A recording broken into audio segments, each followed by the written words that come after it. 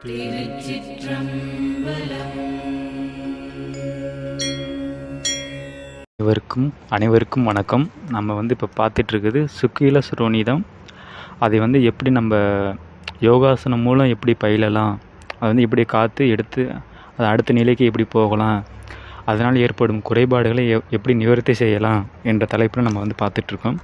நம்ம போன தலைப்பில் பகுதி 1 பகுதி 2 பார்த்துட்டோம். இப்போ பகுதி 2ஆமில் நம்ம இந்த 2ஆம் படி மட்டும் நம்ம பார்த்துருக்கோம். நான் பிக்சர் போட்டிருப்பேன், நீங்கள் கடைசியில் பார்த்தீங்கன்னு தெரியல. 2ஆம் பகுதியில் அதில் நம்ம 3ஆம் படி இப்போ பார்க்க போகிறோம். 3ஆம் பகுதி என்னென்னா, அடுத்த ஆசனமாக நீங்கள் பயில போகிறது. ஆசனத்தின் பெயர், எத்தனை தடவை செய்யணும், ஒவ்வொரு தடவைக்கும் நிறுத்தும் காலம். இதில் 11 ஆசனம் வருது. இதில் நீங்கள் என்னென்னா, பஸ்தி மஸ்தாசனம் 2 தடவை 10 to 30 வினாடி. ஹாலாசனம் 2 தடவை 4 to 8 வினாடிகள். தனுராசனம் 3 தடவை 4 to 10 வினாடிகள். சர்வாங்காசனம் 2 தடவை 10 to 15 நிமிஷம். மத்தியாசனம் 2 தடவை 1 to 2 நிமிஷம். அர்த்த சிரசாசனம் 2 தடவை 2 to 10 நிமிடம். பத்மாசனம் 1 to 3 நிமிஷம். உட்டியானா 4 to 6 தடவை 4 to 10 வினாடிகள். நௌலி 4 to 6 தடவை 4 to 10 வினாடிகள் செய்யணும்.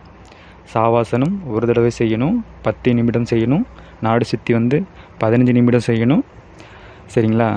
இதில் நீங்கள் ஒன்று செய்ய செய்ய எப்படி பழக்கம் வருதோ, உடல்வாக எப்படி வருதோ அதை பொறுத்து நீங்கள் யோகாசனத்தை மேற்கொள்ளுங்கள்.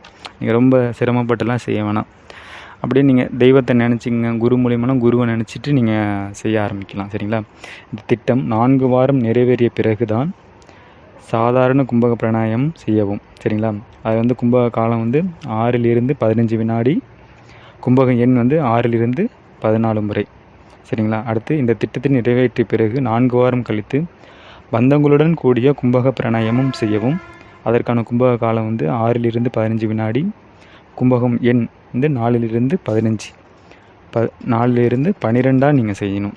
அடுத்து 3ஆம் படி விளக்கம் 3ஆம் படி நம்ம அந்த ஆசனங்கள் பார்த்தோம்ல, நான் உங்களுக்கு பிக்சராக போடுறேன், நீங்கள் அதை பார்த்து நீங்கள் தெரிஞ்சுக்கலாம். சரிங்களா? அதில் நம்ம சேர்க்க வேண்டிய உணவுகள் சேர்க்க வேண்டிய உணவுகளும் விளக்க வேண்டிய உணவுகளும் என்னென்னா, தினமும் 3 வேளை பசுவின் பால் சாப்பிடவும். தினமும் கீரை காய்கறிகள் உணவின் அதிகம் சேர்க்கப்பட வேண்டும். ஹார்க்லீவர் அல்லது காட்லீவர் ஆயில் சேர்க்கவும். அதாவது தூய்மையான எண்ணெய்கள், செக்கில் ஆட்டின எண்ணெய். சரிங்களா? மணத்தக்காளி கீரையை 2 பிடி பாலில் வேக வைத்து தினமும் சாப்பிடவும். தினமும் வெள்ளைப்பூண்டை உணவில் சேர்த்தால் மிகவும் நல்லது.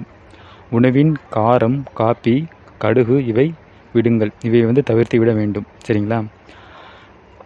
சில பல நிவாரணங்கள். ஆண்குறியையும் விதைப்பையையும் எப்பொழுதும் லங்கோடு அல்லது ஜட்டி அல்லது கௌபீனத்தால் உடுத்துங்கள். எப்பொழுதும் அப்பாகம் தளர்த்து கொண்டு இருக்கக்கூடாது. இரவு சாப்பாடு பாதி வயிறு உண்ணுங்கள். இரவில் மலஜலம் கழித்துவிட்டு படுக்கவும். இரவு தூக்கத்திற்கும் இரவு போஜனத்திற்கும் இடையே 2 மணி நேரம் அவகாசம் தேவை. படுக்கையில் மல்லாந்து படுக்க வேண்டாம். பக்கத்தில் திரும்பி படுத்து உறங்கவும். மலச்சிக்கல் ஏற்படாது தடுக்கவும். ஆபாசமான சினிமாக்கள், நாடகங்கள், நாவல்கள், கதைகள் போன்றவை பார்த்தோ படித்தோ உள்ளத்தை கெடுத்து கொள்ள வேண்டாம். பெண்களின், அதுவும் வாலிப பெண்களின் சகவாசத்தையும் பெண் சிந்தனையையும் ஒதுக்கவும். உடற்பயிற்சி ஒரு சிறந்த சிகிச்சை. அதிக உடற்பயிற்சினால் உடல் தரவடைந்து விடலாம். எனவே முடிந்த மாட்டில் ஓடுங்கள். கொஞ்ச நேரம் செய்யணும். மறுபடியும் எப்படி நம்ம செய்கிறதுக்கான ஒரு டைம் கிடைக்குதோ அந்த மாதிரி நம்ம செஞ்சுக்கலாம்.